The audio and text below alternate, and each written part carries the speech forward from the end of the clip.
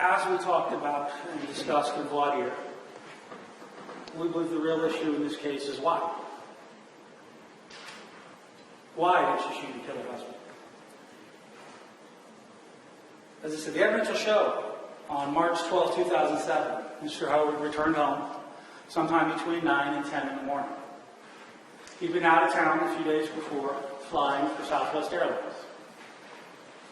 You can hear that when he came home, his wife Claudia met him in the bedroom and advised him that she was pregnant and showed him a pregnancy test. Now, you'll hear from many couples, while this may be a moment of great joy and happiness, for the Hoerigs it was the direct opposite. You can hear from Mrs. Hoerig that her husband told her, "I don't care if you're pregnant, you're not having this baby, I don't want a child." Which you're going to hear say, "Why? Why don't you want the child?"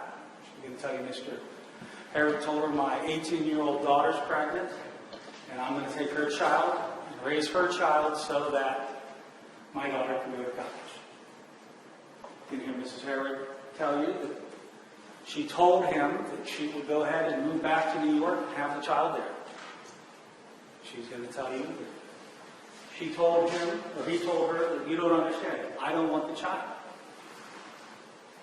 And she's going to say, "Well, I will raise it and pay for it myself." And she's going to tell you that he told her, "You don't understand. I don't want to have the child. I don't want you coming back in the future and getting child support from me. I have to raise my grandchild."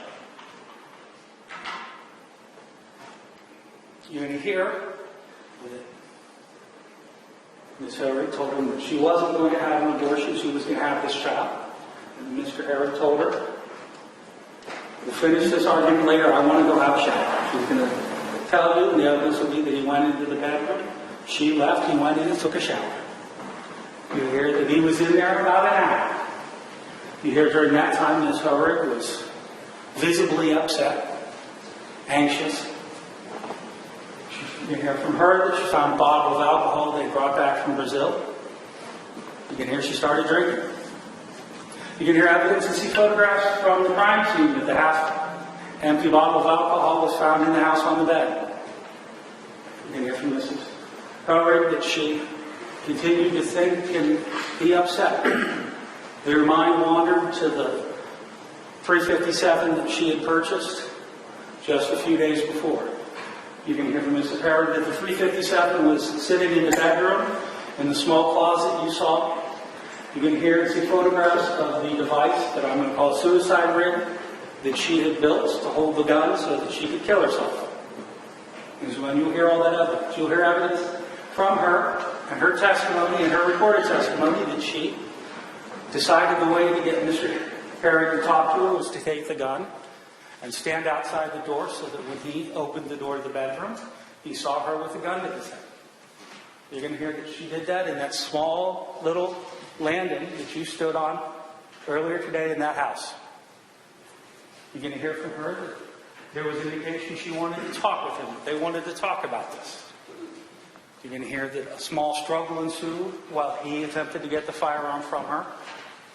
She fell down, at which point he told her, "That's a good idea.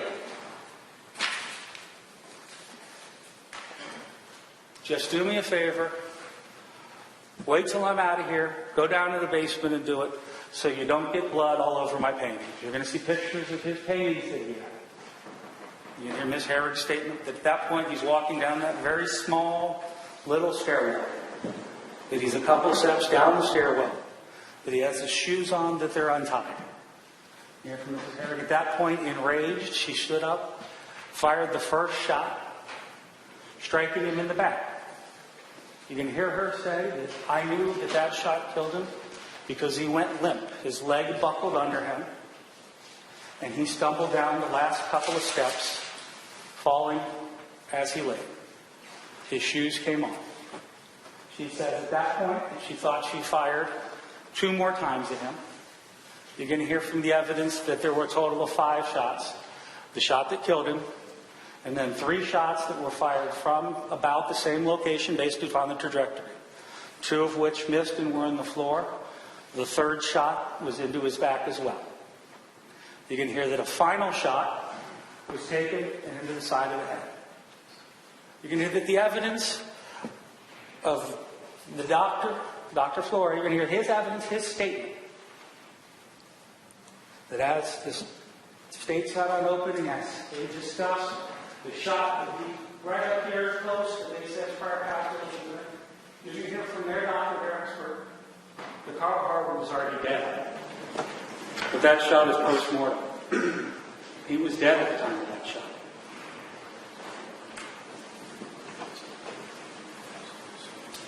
You heard from the state that the shot to the back, the non-fatal shot, laid him out and incapacitated. And you can hear from their own expert that that shot was not incapacitated. Ladies and gentlemen, that's what you're going to hear as the evidence of what happened that caused the death of Mr. Carl Hoerig. Going back to the why, we need to start back with the beginning of the relationship. In about May of 2005, Ms. Claudia Hoerig's living in New York City in an apartment that she owns. She has a good job as an accountant. She's independent. She's living. Everything's going great. You hear from her that she goes on Match.com. One of the people that contacts her on Match.com is a dashing Air Force pilot by the name of Carl Hoerig. You're going to hear that they start talking. You're going to hear from Mrs. Hoerig. One of the first things she wonders is why is this gentleman from Trumbull County, from Newton Falls, talking to me? I live in New York City. We're far away. You can hear her tell you that he said, I have the ability to move around and be different places. I'll come to New York. You're going to hear that he tells me, in fact, I'll be there tomorrow. And you're going to hear from Mrs. Hoerig that, true to his word, the very next day he shows up on her door. You can hear in her own words that he was this dashing airline pilot in tight-fitting leather pants at her door just as she'd promised. You can hear that over the next couple of weeks, approximately 3 weeks, the two of them talk on the phone. They meet in person. Twice. She comes to Ohio, he comes to New York. You're going to hear from her. She paid for both of those trips. You know, after just those 3 short weeks, she comes out to Ohio to visit with Carl and a bunch of other people, and they go up to put in bed. And unbeknownst to her, it's an engagement party that Carl has set out. An engagement party for them. She didn't know that that was happening. You're going to hear from her that at that point she's thinking to herself, I'm 40. I've just met this amazing pilot. He's good looking. He's nice. I may never have another chance. I'm not screwing this up. So she goes with him. And you're going to hear 3 weeks later, they're in Las Vegas on June 30th of 2005 getting married. The evidence will show that soon after that, she leaves her job in New York, packs up her stuff, rents her apartment out to somebody else, and moves out to Newton Falls, Ohio.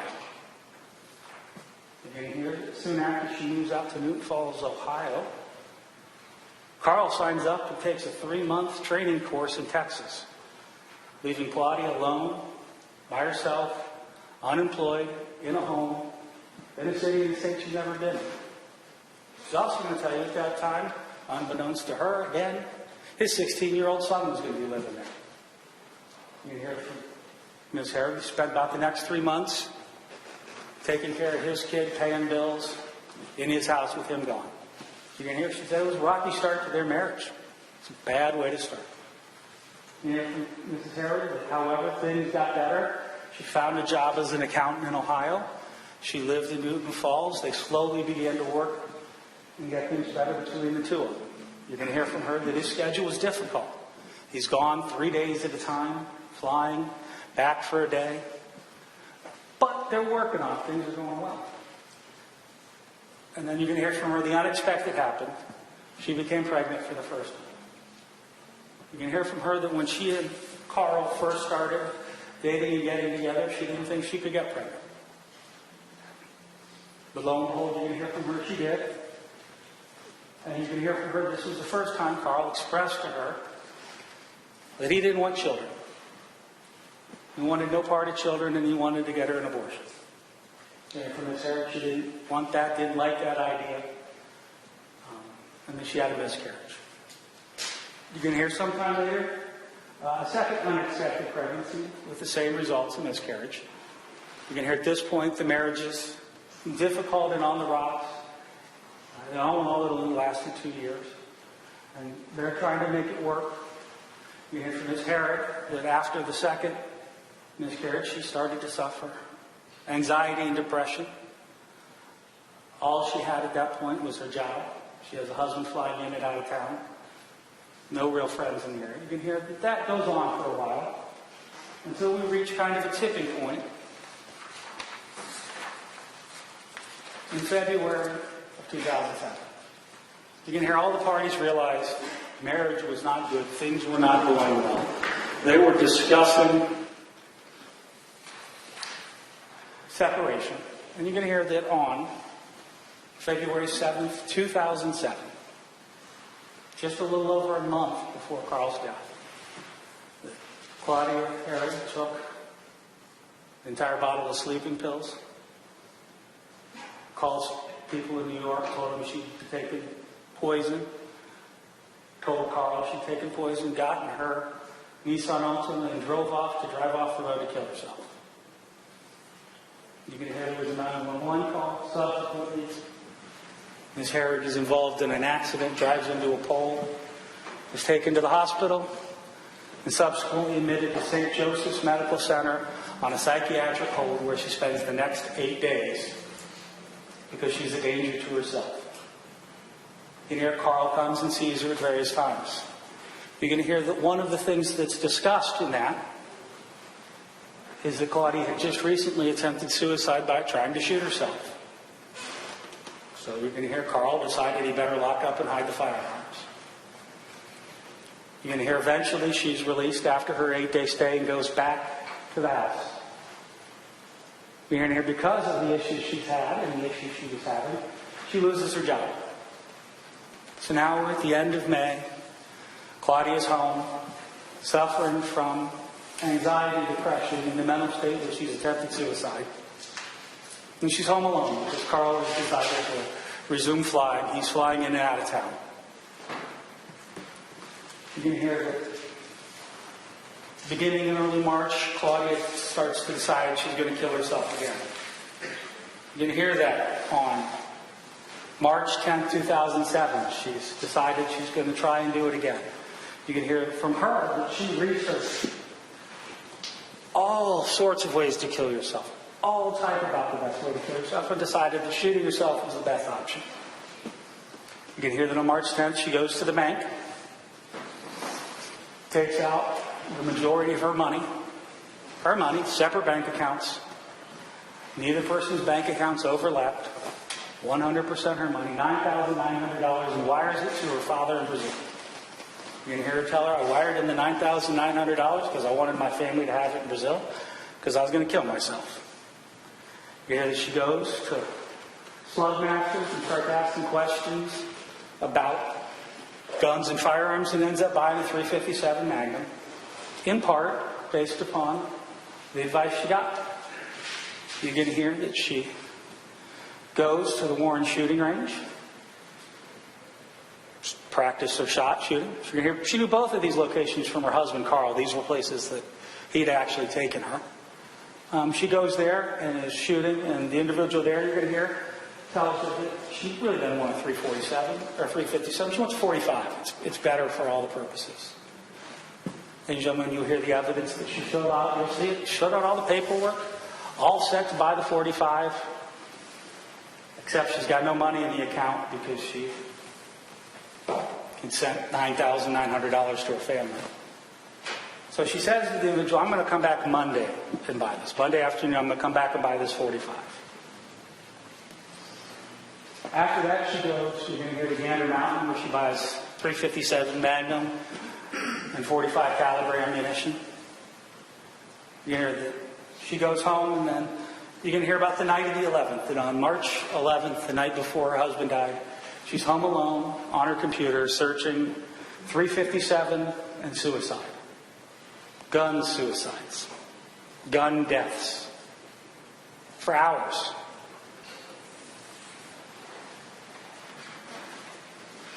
You're going to hear about what I call the suicide rig. It's a block of wood she had made, drilled a hole in, cut holes, measured, had a chair, and the idea was she would, you'll hear from her, be able to sit in the chair and pull the trigger, and the gun, because it was fixed in the block of wood, wouldn't recoil upward, causing her to miss her target. I told you what happened on the morning of the 12th already. So, we're back to the 12th. Mr. Hoerig is dead. Mrs. Hoerig is shot and killed. You hear from her at that point. She attempts to kill herself, thinking she's got 2 bullets left in her gun, but she doesn't. You're going to see from the records and from her testimony that at that point she calls Brazil. Calls Brazil and talks to her family. You're going to hear from her the family talks her out of killing herself. And the family gives her the advice, she'll tell you, to leave Ohio. She'll tell you they told her, Ohio has the death penalty. You need to get out of there. So what the evidence will show is after a series of calls to Brazil, she covers Mr. Hoerig up. She walks out to the car. Actually, no. Very good. She covers Mr. Hoerig up. She goes back to her computer, and she does a bunch of internet searches on flights from the U.S. to Brazil. First time she's searched those in a long time. Figures out when the flights are, what's going on. Here she goes out, gets in the car, drives to the bank, goes to the safety deposit box, picks up her passport, drives to the airport in Pittsburgh. You can hear that on the way to the airport, she calls a friend of hers in New York and says, hey, I got to catch a flight to Brazil today. Can you give me a ride from JFK to LaGuardia? He says, no, I can't do the time. You're going to hear that she gets to the airport in Pittsburgh, uses her husband's Southwest privileges to get on the plane from Pittsburgh to New York, gets on the plane from Pittsburgh to New York, subsequently uses the remaining money she has to get to the airport and to buy the ticket for Brazil, sits around and flies to Brazil. What you're not going to see, or we're not going to have evidence of, is any planned flight. You're going to hear that she left behind almost 1,000 items of personal clothing, 70 pairs of shoes, dresses, clothing, boxes and boxes of clothing. You're going to hear that she was so polite that she actually took the gun that she had and put it back where it started in the suicide rig and left with the bullets there. Made no effort to hide. That was the gun or anything else. When she fled to Brazil, you're going to hear that she was arrested and extradited in accordance with the law, put on a plane, flown back to Ohio on the plane voluntarily, told the marshals her story. Came back here, sat down, you're going to watch. She sat down with the detectives. You're going to watch. She spends a half an hour or so. You're going to see in the video telling them she really doesn't want to talk about what happened. She doesn't want to give them all the information because she doesn't want to hurt Carl's family. She doesn't want to impugn the dead man. Before finally she talks for about 3.5 hours. You're going to hear throughout that statement Marshal Bolton repeatedly say, well, yeah, that's exactly what you told us on the plane. And that's the evidence you're going to hear.